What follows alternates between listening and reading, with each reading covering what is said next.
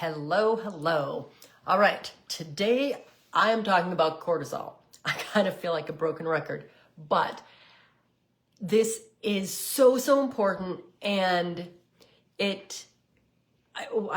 can talk about it for a long time. So when I talk cortisol, how I see this is when you have a combination of A1C, fasting insulin, and your blood sugar, right? These three labs can have 4 different combinations, which mean 4 totally different things, right? So when we're looking at them, the one that, in my opinion, is the most dangerous it's the most sneaky. I don't want to say dangerous. It's the most sneaky because most traditional medicine blood panels, most providers don't ever get a fasting insulin level. When we have a fasting insulin level, we can see this combination and how these 3 labs play together. We can also get the HOMA-IR calculation, which I know I've talked about before, and that really gives you your number of how insulin resistant you are. But when we have a fasting insulin that is elevated, anything above 6 is insulin resistance, but when your insulin, say it's above 10, above 8 at least, 10, 15, 20, whatever, when it's extra high, but your hemoglobin A1C, which is your blood sugar across a 3-month average, if that's normal, say around 5.7, not necessarily optimal, but not in the full-blown, you're not knocking on diabetes door, right? Your A1C is around 5.7-ish. Your blood sugar is, say, 90. It's pretty normal. With those 2 numbers alone, everything looks fantastic. You look healthy, and you're sent out of your physical with a clean bill of health. But when you bring in a fasting insulin that's elevated above 8, I will say, and usually we see it much higher, the problem is this gives us the indication that all of this is driven by cortisol. Hi, Susan.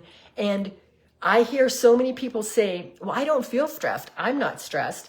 And when I talk stress, I don't necessarily mean that you're like, things are crazy. It doesn't mean that. Everybody has a different level, right, of what they can manage. But when you're just busy running that full schedule, throw into this, if you're doing intermittent fasting, if you're doing a majorly calorie restricted diet, this all increases the stress level in your body. So it starts to put your body at high alert, which raises your cortisol, and then your pancreas is pumping out more insulin to lower the blood sugar. And that is why we see that elevated insulin level, but a normal blood sugar and normal A1C, because your pancreas is working so hard to keep the balance. So this is why in functional medicine, we don't look at anything isolated. We look at how everything relates to each other. I always feel like, the puzzle, creator or finisher or whatever. We're always putting the pieces together to see how you're reacting to different things, and how these 3 numbers act are very telling, and it gives us 4 different scenarios. So no matter what, you lead with food first. Balanced protein, healthy fats, that is what is going to keep the blood sugar stable, and eventually your pancreas can slow down because it's not going to need to produce as much insulin. In this case, Magnesium glycinate is a good option usually because that gives you a real calming effect. Again, I'm going to caution about supplementing for the sake of supplementing. We always want to be looking at lab values and supplementing only how you need it because, again, when we're talking about minerals, you can have an overcorrection. They all have a partner, and you just want to be cautious about that. But think balanced macros, think all the grounding exercises to calm yourself, to calm the cortisol surges, and start to make your body feel safe. So if this is you and you have the high insulin, but normal blood sugar, normal A1C, you should not be doing any intermittent fasting, nothing longer than a 12-hour window. So in this case, you want to eat with the sun, okay? So sun rises, you eat during the day, make sure you have a protein-forward meal within 90 minutes of waking up. No coffee on an empty stomach because that caffeine on an empty stomach will drive the cortisol up and just perpetuate the problem. So this is one key situation where intermittent fasting is not good for you because, again, having your body go that long without food puts you in a stress alert. That is, I want to say, about it for that particular situation.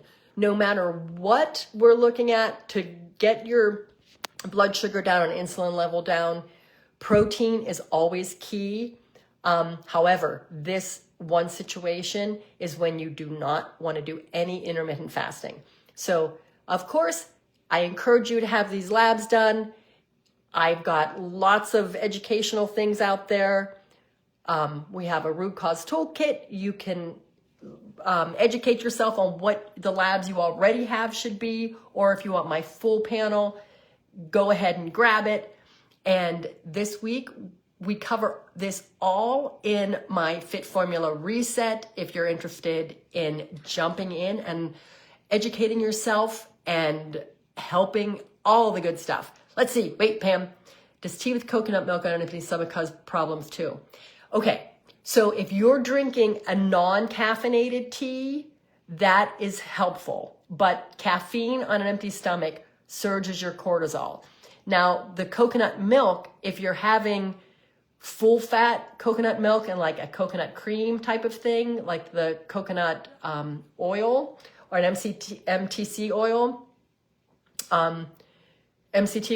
then that will help you because you don't have the unopposed caffeine. That's why I usually tell people to throw some collagen powder in coffee or tea because then you're giving protein.